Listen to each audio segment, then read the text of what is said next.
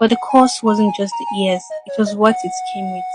One morning, her mother found her crushed in a corner, eyes wide, shaking. Tears streamed down the mother's cheek. Mama, I can hear everything. People's thoughts, their lies, their hatred, even the ones that speak in their hearts. She clutched her head. I don't want to hear anymore. I don't want to know what people hide. I don't want to know their secrets. I just want peace. Her mother burst into tears. She held her daughter and wept.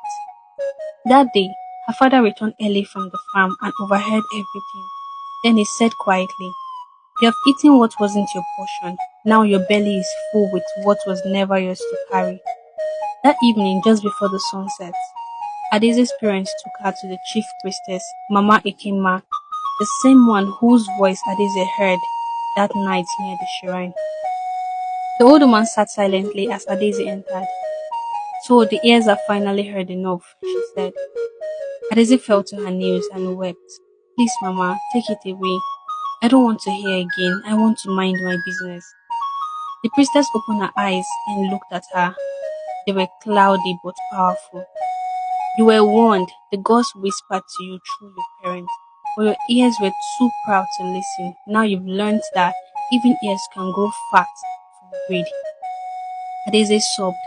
I've learned my lesson. I swear. Let me free. The princess stood up and fetched a clay bowl. She filled it with water, herbs, and ashes from the sacred fire. Wash your ears with this water, but remember, true healing starts from the heart. Even when your ears shrink, your spirit must remain humble. Don't listen to what is not meant for you. Alice took the bowl with trembling hands and gently washed her ears. As the water dripped down her neck, a coolness entered her soul. The ringing slowed. The whispers began to fade.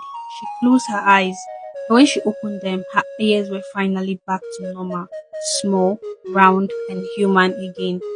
From that day, Adaeze changed. She no longer crouched behind windows or sat near fences. She focused on her books, helping her mother at the farm, and learned to be present without poking her ears into other people's lives. People noticed. She spoke less, but when she did, her words carried weight. She grew into a wise woman, one who always listened, not to gossip, but the cries of those who needed real help.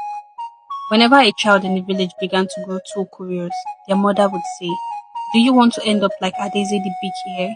Mind your business. If you like the story, like, share, and follow for more.